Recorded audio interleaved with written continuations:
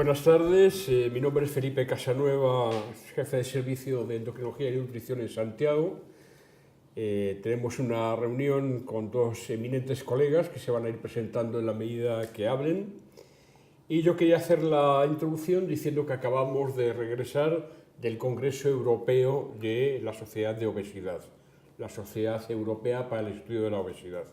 Congreso Europeo al que hemos llamado Summit, como luego mencionaremos por qué. Lo primero que llama la atención del Congreso es la gran cantidad de asistentes, 1.500 personas, uno de los más numerosos. ¿Por qué es tan numeroso? Porque los datos siguen presentándose, los datos epidemiológicos indicando que el problema de la obesidad es un gran problema, que afecta ahora mismo en la mayor parte de los países a casi más del 30% de la población adulta, creciendo en niños, y no solamente no hemos logrado atajar este problema, esta epidemia, sino que además va desarrollándose cada vez con más fuerza. De hecho, todos los análisis de previsión para el futuro, para el 2030, están completamente ya superados por la realidad. Ya tenemos más datos que más datos de obesidad que los que se analizaron para el 2030. Llama también la atención en este congreso la gran cantidad de jóvenes que asistieron al mismo. Esto realmente es para nosotros una gran alegría porque indica que realmente la juventud médica o biomédica está viendo el tema de la obesidad como un problema no solamente relevante médico, sino muy atractivo científicamente y está buscando ayuda para sus pacientes. Comentar que ha sido evidente en este congreso que estamos hablando de una enfermedad muy seria. Aunque algunas autoridades sanitarias y administrativas todavía creen que es un problema de falta de voluntad o de falta de personalidad, es una enfermedad muy grave, muy seria, es una auténtica enfermedad y cuando el paciente está afectado por ella, él solo no puede salir de esa enfermedad con su voluntad. Necesita una ayuda externa que es la que debemos proporcionarle los médicos. Punto muy importante, estamos con una enfermedad muy seria. Y después uno de los temas que tal vez fue más novedosos en la discusión es el tema de moda de la medicina personalizada. Realmente vamos hacia un tratamiento personalizado de la obesidad mediante análisis genéticos, análisis de comportamiento. Evidentemente, en términos ideales todos estamos de acuerdo, que lo ideal sería, como no hay dos seres humanos iguales, poder hacer un tratamiento a cada uno de ellos. Cuando hablamos de 450 millones de personas afectadas, hacer un tratamiento personalizado ya empieza a ser un tema candente, pero lo más importante es que todavía el tratamiento personalizado de la obesidad es un desideratum. O sea, se está avanzando, cada vez conocemos más de los diferentes tipos de obesidad, las causas, las diferentes bases genéticas, pero todavía no podemos decir que mediante ningún análisis podamos tratar mejor una obesidad que la otra. Y simplemente decir que no fue casualidad que a esta reunión se le llamara Summit, porque está organizado conjuntamente con la Sociedad Europea para el Estudio de la Obesidad y el capítulo europeo de la Sociedad Mundial de Cirugía de la Obesidad y Enfermedades Metabólicas. Y entonces yo voy a pedir al siguiente orador de esta reunión que se presente y nos diga qué opina de esta unión con los cirujanos europeos. Muy bien, muchas gracias, Felipe. Yo soy Javier Salvador, soy especialista en endocrinología y nutrición y dirijo el Departamento de Endocrinología y Nutrición de la Clínica Universidad de Navarra en Pamplona. Efectivamente, tal y como ha comentado el doctor Casanueva, ha sido un congreso, a mi modo de ver, que tiene un atractivo adicional muy importante respecto a ediciones anteriores, que viene dada por precisamente la conjunción de especialistas médicos y quirúrgicos.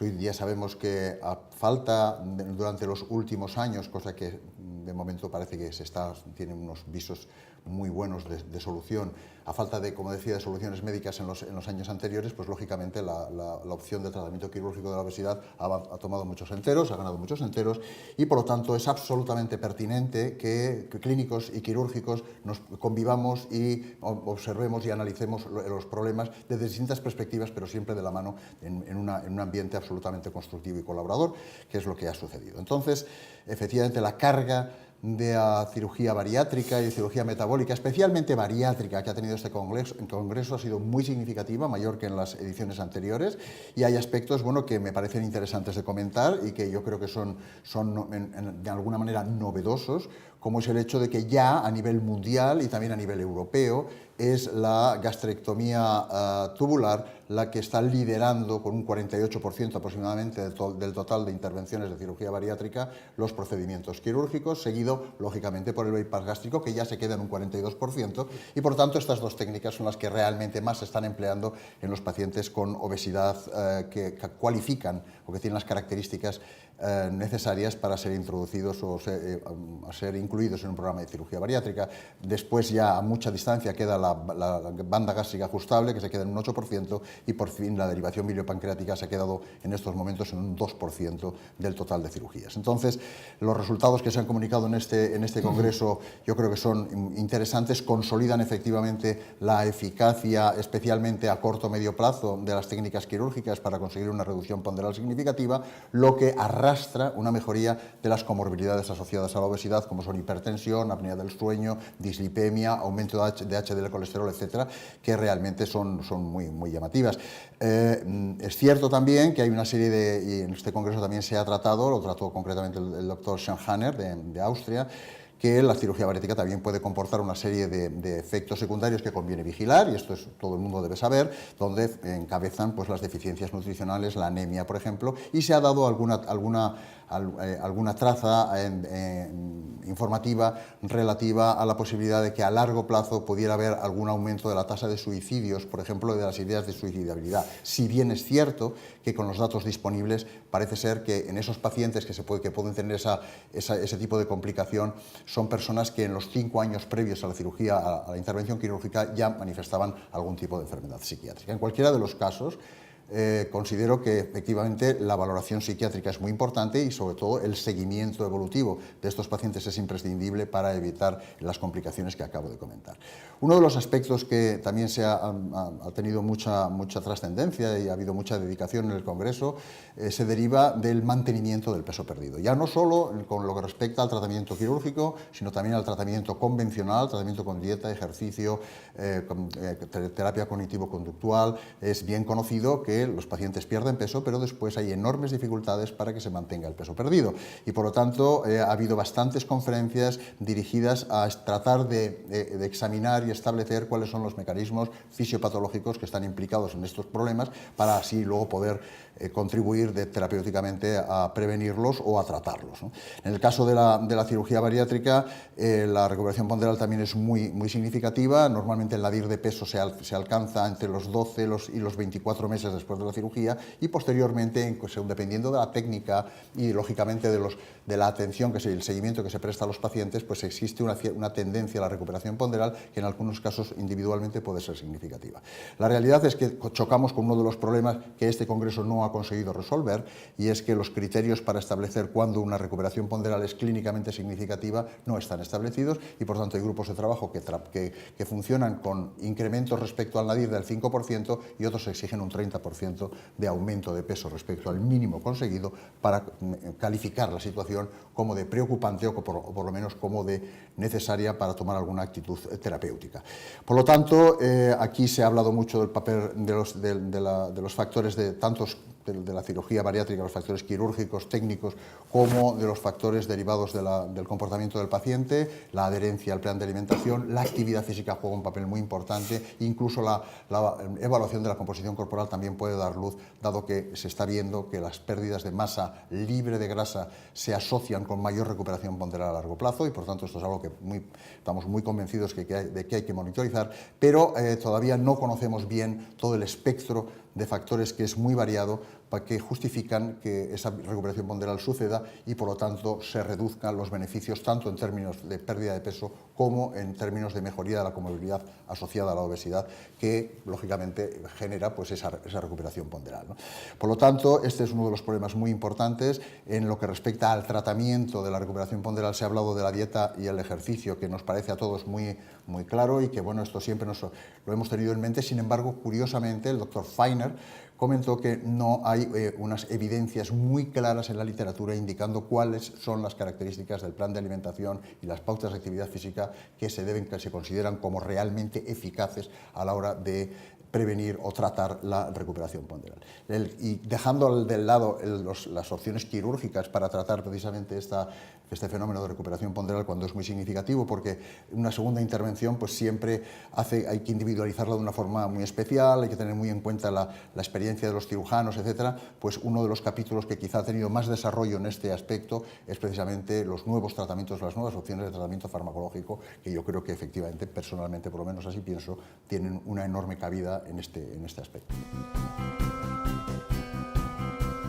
Yo soy Francisco Gómez Trujillo, soy internista y trabajo fundamentalmente en diabetes, pero la mayoría de mis pacientes, más de las 3/4 partes, son además obesos. Entonces es la primera vez que voy a un congreso de obesidad del nivel del Congreso Europeo y a mí me ha llamado la atención varias cosas, ¿no? Lo más que me he traído del congreso, lo más impactante para mí desde el punto de vista de fuera de la endocrinología, desde el punto de vista del riesgo cardiovascular y de la diabetes como patología concomitante con la obesidad, es que la obesidad es una enfermedad crónica con recaídas. Es como la drogadicción, como el tabaquismo, como otras enfermedades crónicas y en este caso pues, el tema de la recaída es una cosa que no tenemos asumida. Entonces pensamos que una persona hace una dieta, pierde peso y bueno, ya se ha quedado curada de su problema y la base sobre la que se ha conseguido esa obesidad persiste ahí. Entonces el paciente tiene que tener armas, hay que ayudarle, hay que hacer un seguimiento, hay que de alguna manera motivarlo, hay que estar sobre él para que no recaiga, porque todas las técnicas, tanto farmacológicas, quirúrgicas, psicológicas, dietéticas, tienen una tasa de fracaso muy significativa a un plazo no mayor de 3, 4 o 5 años, con lo cual hay que estar volviendo a tratar al paciente y bueno, a mí hay ciertos mensajes que se me han quedado muy impactantes, como que por ejemplo, el cuerpo siempre tiende a llevarte al peso más alto que has tenido. O sea, tú siempre vas a tratar de volver al peso peor en cuanto a cantidad de masa, de exceso de peso corporal que has conseguido en un momento de tu vida, lo cual es una lucha constante contra una patología que de alguna manera es plurifactorial.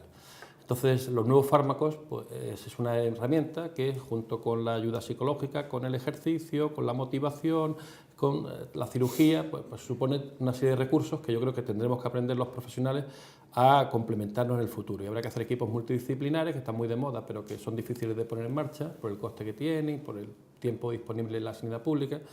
Y habrá que plantearse en el futuro cosas como financiar algunos tratamientos que yo no entiendo muy bien por qué la sociedad no se plantea. Por ejemplo, yo no entiendo, y saltando de tema para no parecer muy arrimando las cuestas sardinas, el tema del tabaco. ¿Por qué no se financia el tratamiento del tabaco? Es una cosa que cuesta en cáncer, en insuficiencias respiratorias, cuesta una ruina. Yo creo que siempre va a ser mucho más rentable prevenir o intentar que la gente deje de fumar. Yo no sé por qué no se plantea el tratamiento de la obesidad, o sea, es igual que la diabetes, igual que la hipertensión, igual que la depresión, son patologías crónicas que tienen un coste económico, no ya social y personal, que también, sino un coste económico es increíble para la sociedad en la que nos movemos por la prevalencia tan alta que tienen, ¿no? Entonces, bueno, esto, como decía antes el doctor Casanueva, es un problema creciente que cada vez afecta más a poblaciones más jóvenes y del Congreso yo, por motivos personales, me he quedado con dos cosas que a mí me tocan más personalmente. Una es el tema de los contaminantes ambientales, que ahora está muy de moda, el tema de los obesógenos, el tema de los productos químicos, los pesticidas, la contaminación atmosférica, todo este tipo de temas. Concretamente trataron en la reunión un par de estos productos químicos, que la lista es interminante, que son disruptores metabólicos que alteran problemas como el tema de la fertilidad, que cada vez hay más problemas de infertilidad y podrían estar relacionados con estos disruptores metabólicos que alteran el equilibrio metabólico de las personas a nivel hormonal, y el tema del impacto que tienen en las generaciones futuras, porque es una cosa que cada día hay más evidencia, porque no tenemos cuantificado cuánta cantidad de un determinado producto químico hay que tener encima de uno para sufrir consecuencias metabólicas. O sea, a partir de cuántos miligramos o microgramos de bisfenol A o de talato o de un pesticida determinado, empezamos a tener problemas en la ovulación, problemas en la fertilidad, problemas en la obesidad y tal. Entonces hay cada vez más investigación básica que es verdaderamente impactante. Por ejemplo, presentaron un estudio del doctor Ross de la Universidad de Irving en California que a mí me dejó hecho polvo, porque bueno, eran ratas, cogían una camada de ratas y las exponían al trietilbutil-A, que es un plástico que reviste las latas de los refrescos que nos tomamos y que está prácticamente en cualquier lata de cualquier refresco que toma cualquier niño.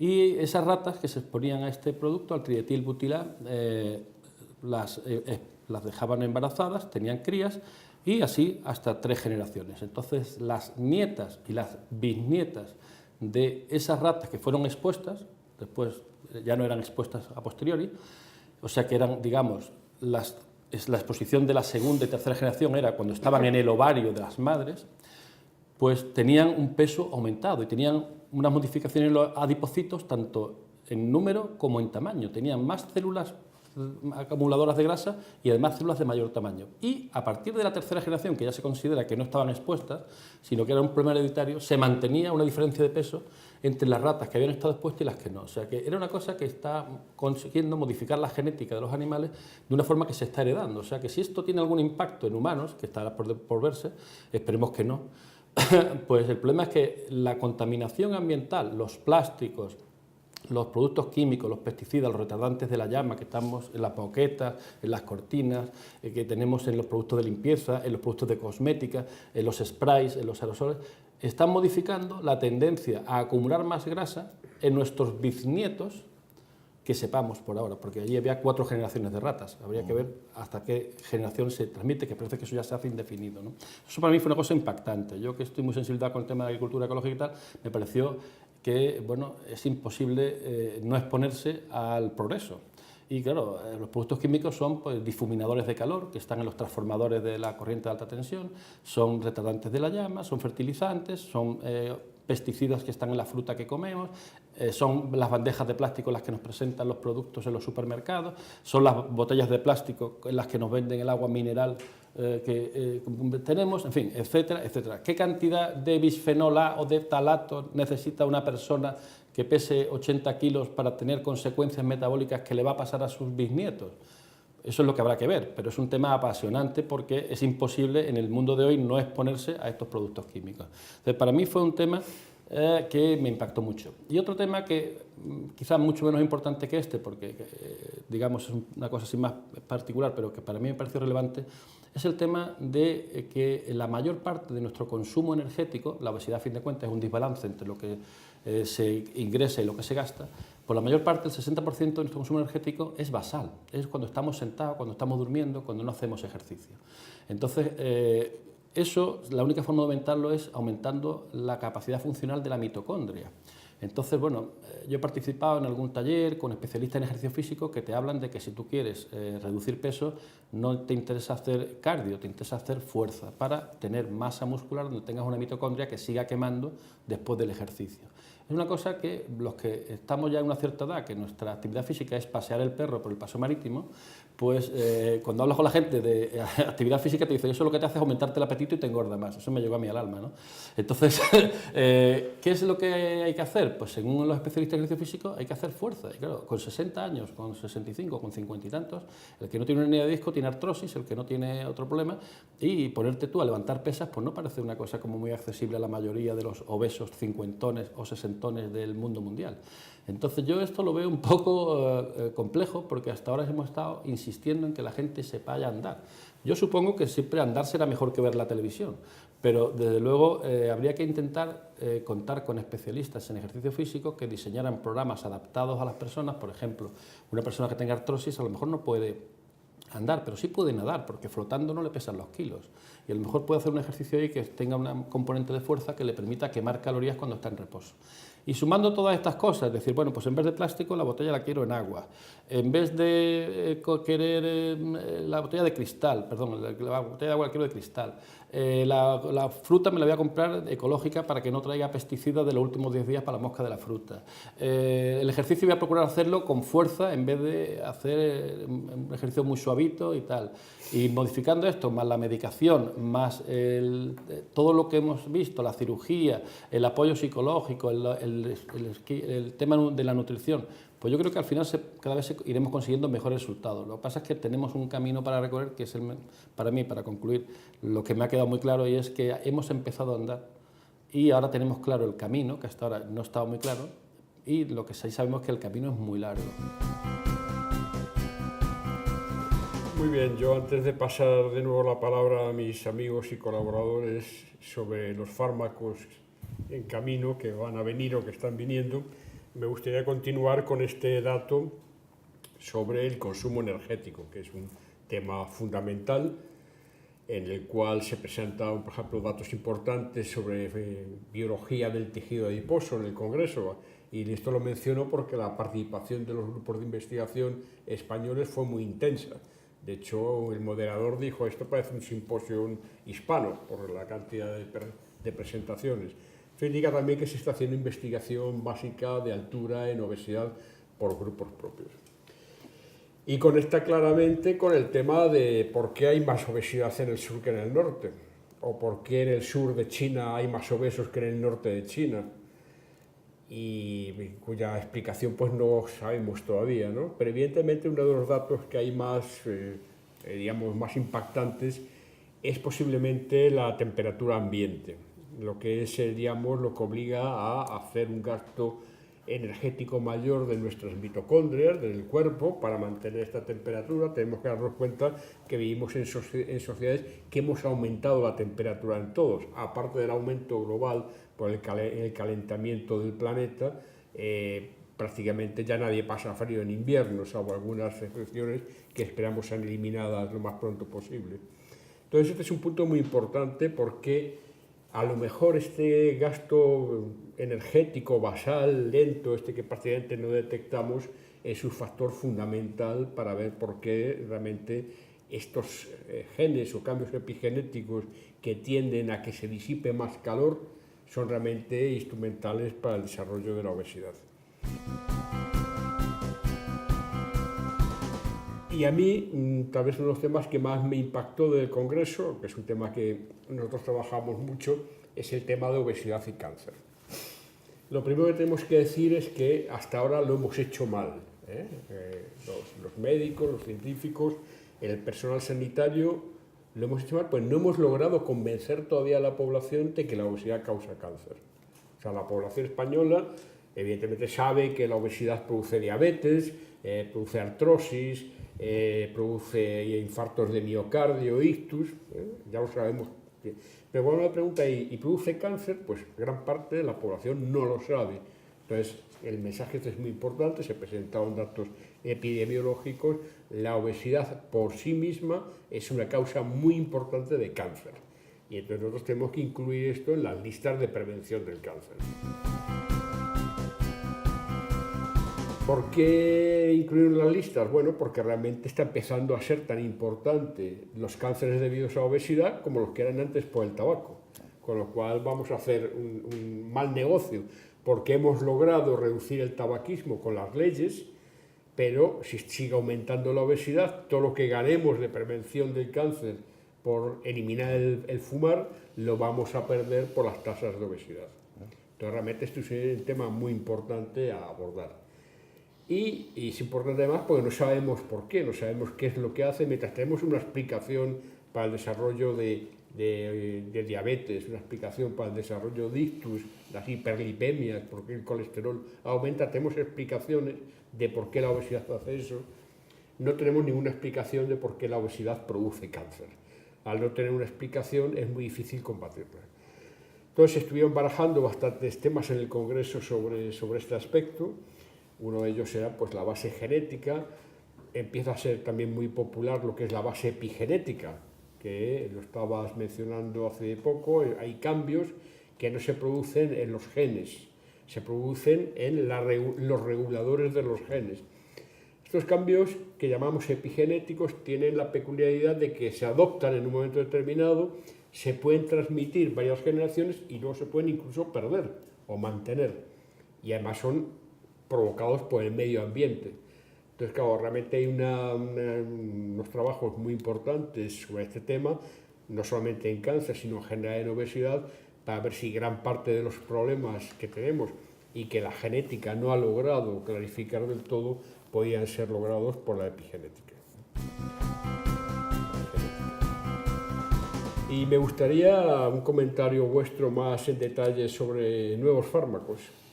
¿Tenemos alguna esperanza? ¿Ha salido algo? Yo ¿Hay creo, algo en cartera? yo creo que tenemos no solo esperanza, sino ya empezamos a tener realidades, aunque todavía no hayan llegado en nuestro país a la farmacia para que los pacientes puedan beneficiarse directamente de ellos, ¿no?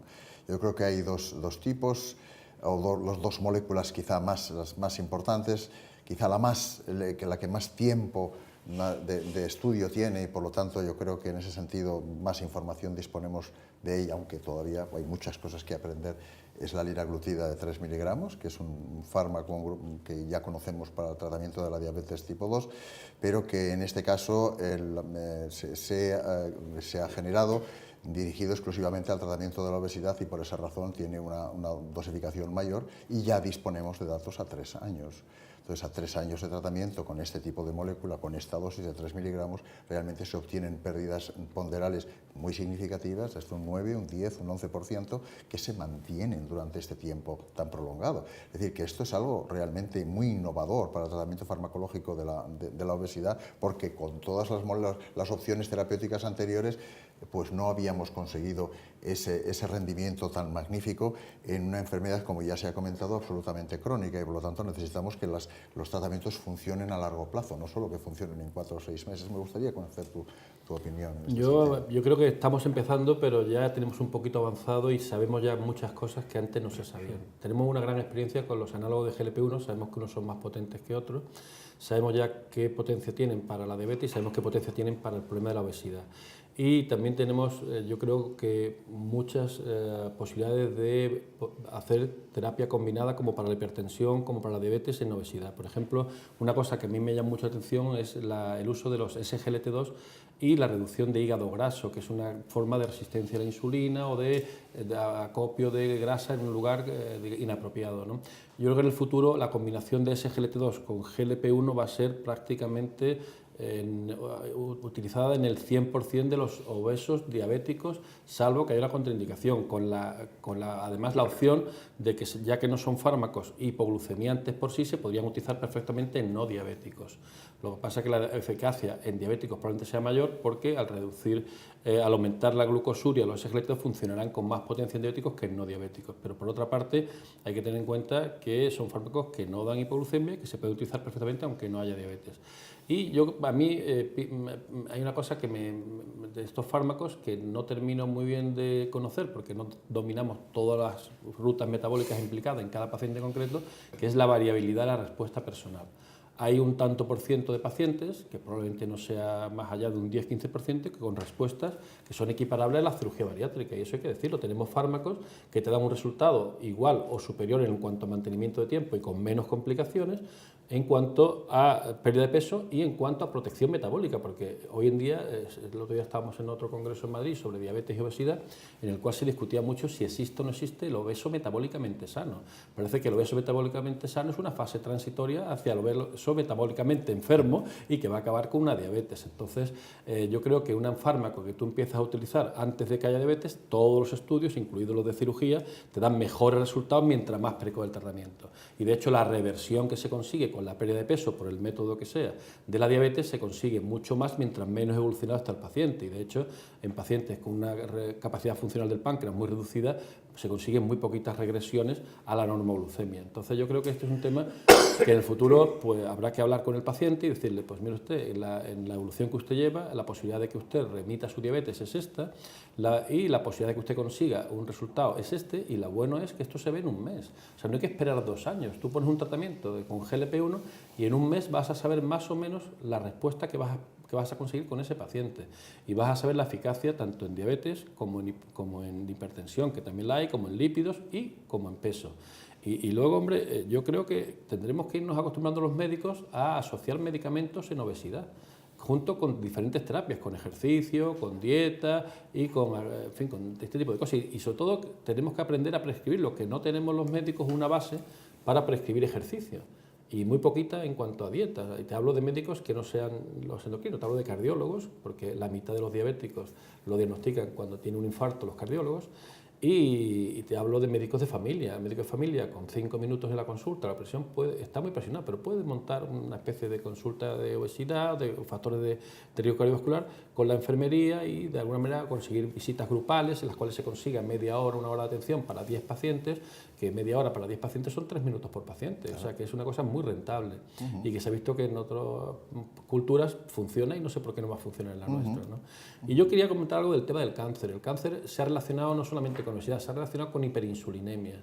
Y la resistencia a la insulina, que es la que genera la hiperinsulinemia, es, a fin de cuentas, el 80% del riesgo cardiovascular. Lo decía Robert Kahn el otro día en la reunión que tuvimos en Madrid.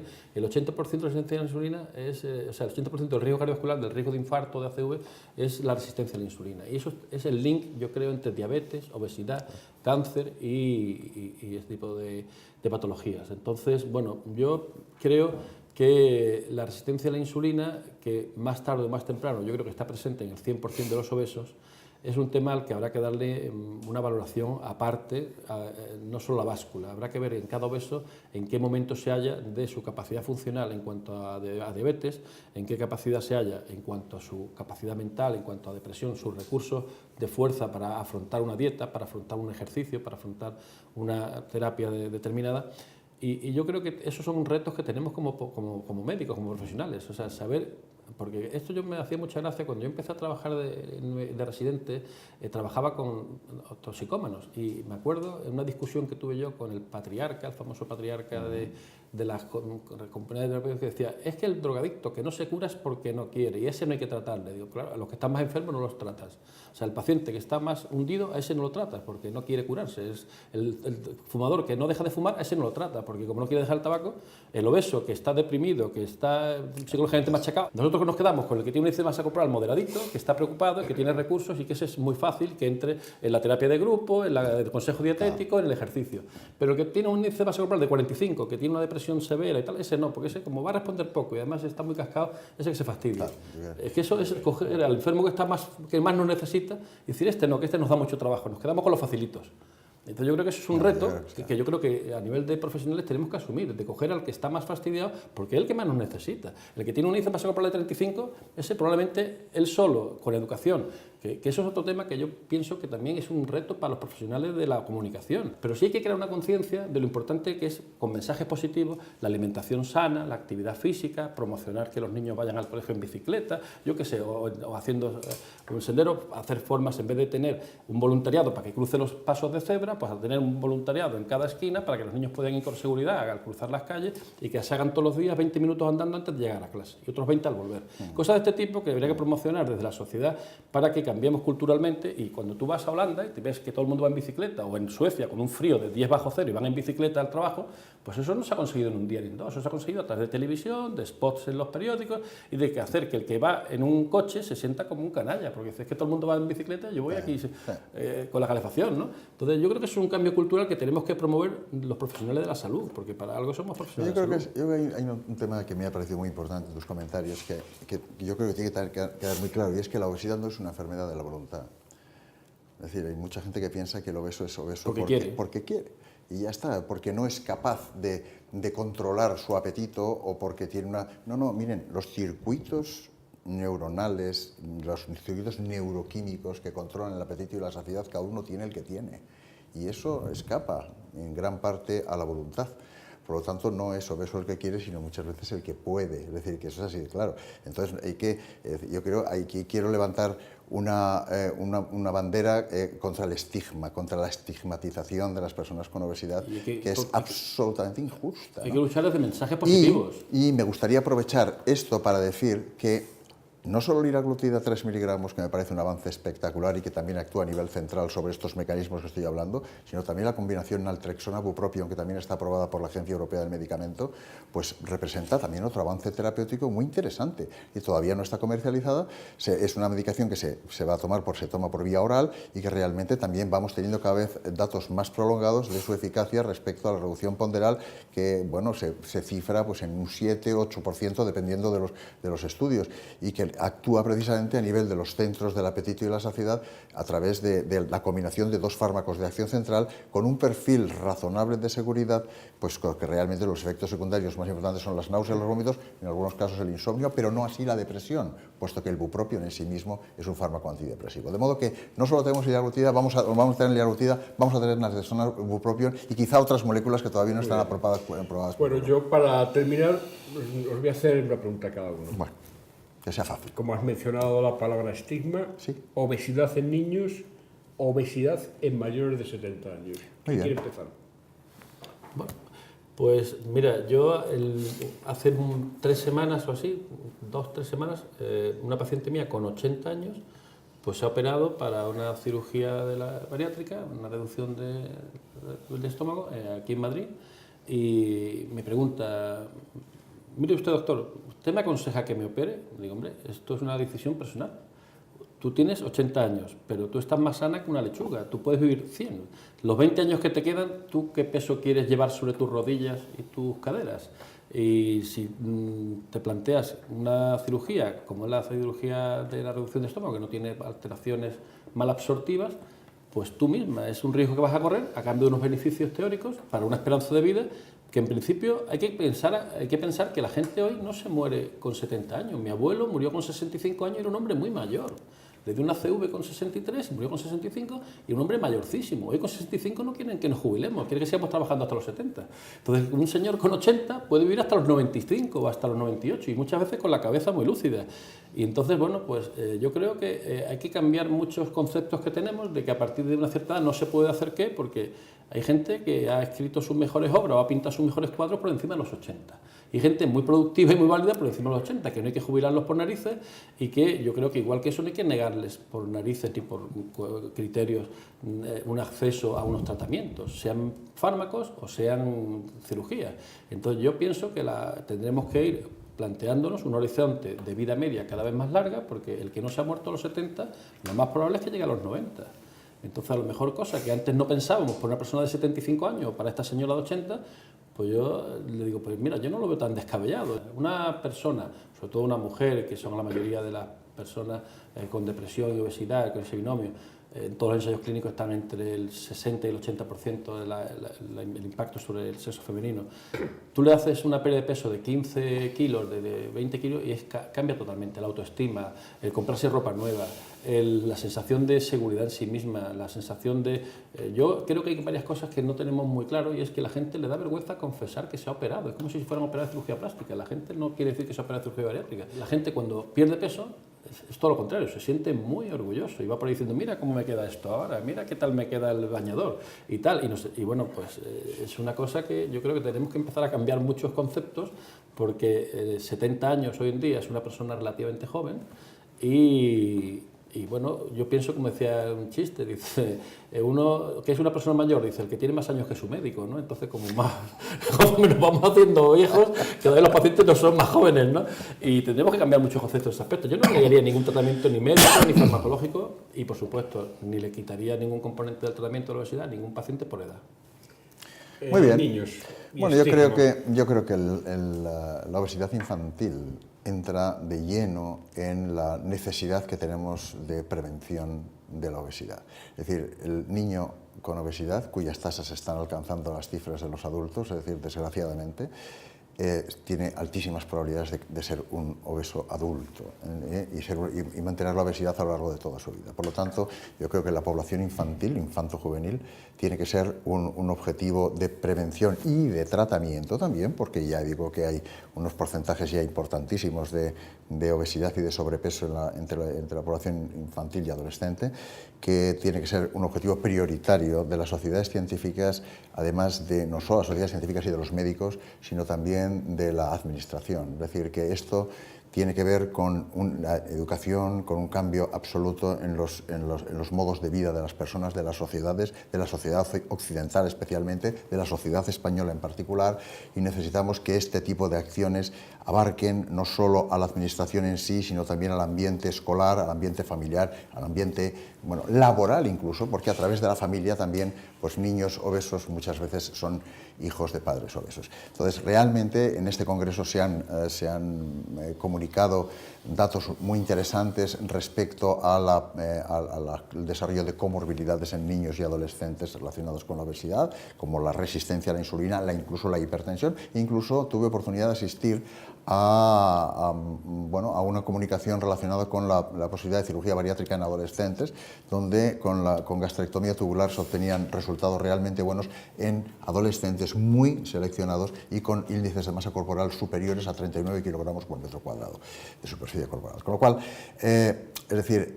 me parece que es un tema muy importante, que creo que la raíz más importante estriba en la educación, en la implementación de una vida saludable, de la práctica habitual de actividad física, de lo cual nuestros niños y nuestros adolescentes se han alejado bastante en los últimos años, e incluso alguna década, en relación pues, con la televisión o con el excesivo uso. Yo no digo que la televisión sea perjudicial, pero sí el excesivo uso de las cosas a veces sí se puede convertir en algo perjudicial, o de los videojuegos, etc. Yo creo que hay que promocionar la actividad física muy importante. Creo que los padres, las familias, las personas tienen que saber cuál es la alimentación más saludable. Hablamos a veces mucho de la dieta mediterránea, sí, pero es decir, hay que realmente implementar ese tipo de información para que se puedan aplicar en las casas, para que se pueda aplicar la necesidad de control y de monitorización, que es muy importante también para conseguir buenas tasas de eficacia respecto a cómo va el niño, si el niño es un niño con sobrepeso, y desterrar la idea de que los niños con sobrepeso son niños más saludables,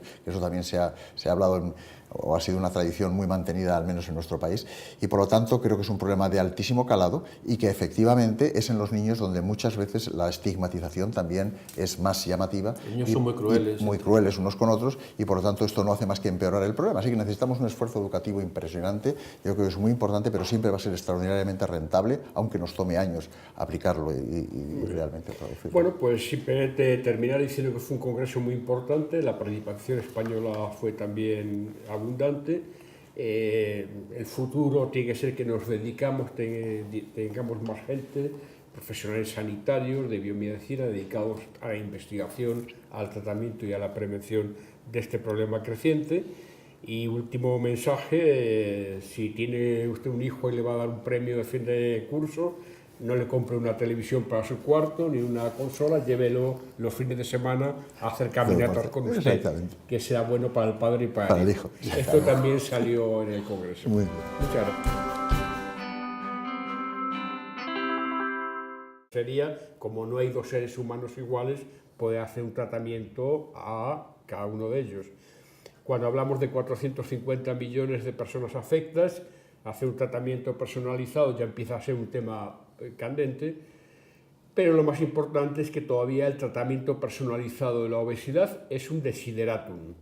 O sea, se está avanzando, cada vez conocemos más de los diferentes tipos de obesidad, las causas, las diferentes bases genéticas, pero todavía no podemos decir que mediante ningún análisis podamos tratar mejor una obesidad que la otra.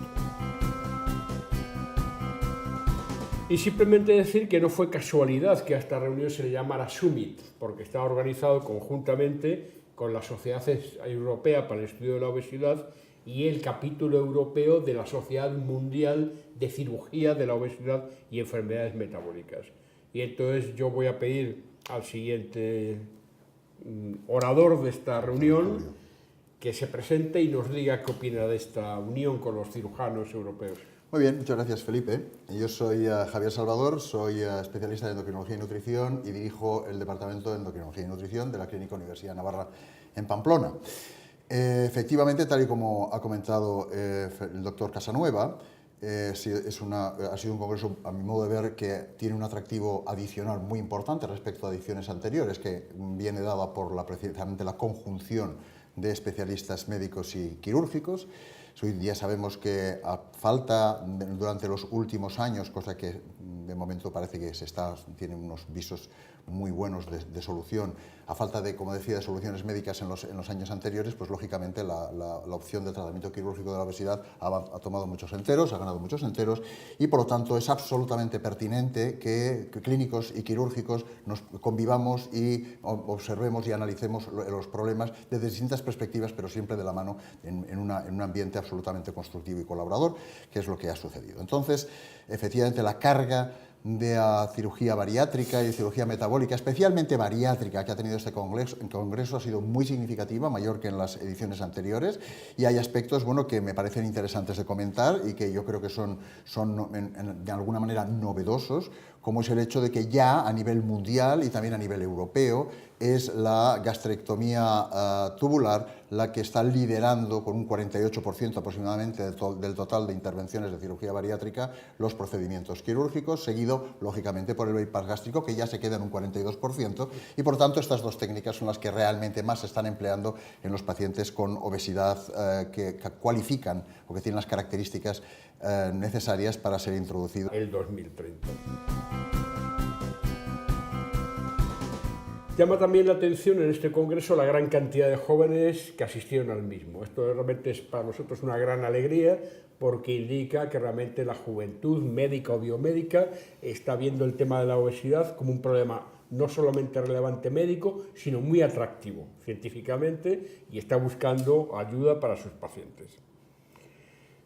Comentar que ha sido evidente en este congreso que estamos hablando de una enfermedad muy seria, aunque en algunas autoridades sanitarias y administrativas todavía creen que es un problema de falta de voluntad o de falta de personalidad. Es una enfermedad muy grave, muy seria, es una auténtica enfermedad, y cuando el paciente está afectado por ella, él solo no puede salir de esa enfermedad con su voluntad.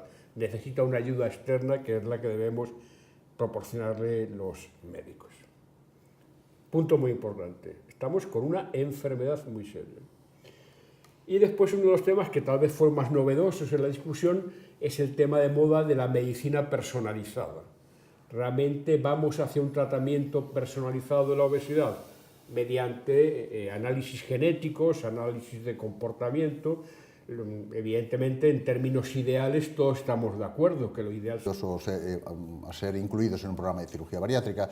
Después, ya a mucha distancia, queda la banda gástrica ajustable, que se queda en un 8%, y por fin la derivación biliopancreática se ha quedado en estos momentos en un 2% del total de cirugías. Entonces, los resultados que se han comunicado en este congreso yo creo que son interesantes, consolidan efectivamente la eficacia, especialmente a corto o medio plazo, de las técnicas quirúrgicas para conseguir una reducción ponderal significativa, lo que arrastra una mejoría de las comorbilidades asociadas a la obesidad, como son hipertensión, apnea del sueño, dislipemia, aumento de HDL colesterol, etcétera, que realmente son muy llamativas. Es cierto también que hay una serie y en este congreso también se ha tratado, lo trató concretamente el doctor Schanhaner de Austria, que la cirugía bariátrica también puede comportar una serie de efectos secundarios que conviene vigilar, y esto todo el mundo debe saber, donde encabezan las deficiencias nutricionales, la anemia, por ejemplo, y se ha dado alguna traza informativa relativa a la posibilidad de que a largo plazo pudiera haber algún aumento de la tasa de suicidios, por ejemplo, de las ideas de suicidabilidad. Si bien es cierto que con los datos disponibles parece ser que en esos pacientes que pueden tener ese tipo de complicación son personas que en los 5 años previos a la cirugía, a la intervención quirúrgica, ya manifestaban algún tipo de enfermedad psiquiátrica. En cualquiera de los casos, considero que efectivamente.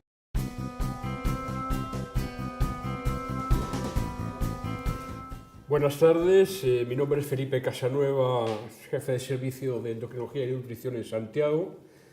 Tenemos una reunión con dos eminentes colegas que se van a ir presentando en la medida que hablen.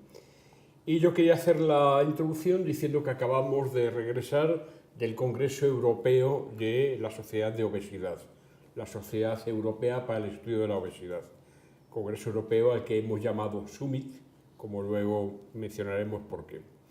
Lo primero que llama la atención del Congreso es la gran cantidad de asistentes, 1.500 personas, uno de los más numerosos. ¿Por qué es tan numeroso? Porque los datos siguen presentándose, los datos epidemiológicos indicando que el problema de la obesidad es un gran problema, que afecta ahora mismo en la mayor parte de los países a casi más del 30% de la población adulta, creciendo en niños, y no solamente no hemos logrado atajar este problema, esta epidemia, sino que además va desarrollándose cada vez con más fuerza. De hecho, todos los análisis de previsión para el futuro, para el 2030, están completamente ya superados por la realidad. Ya tenemos más datos que los que más datos de obesidad, que los que se analizaron para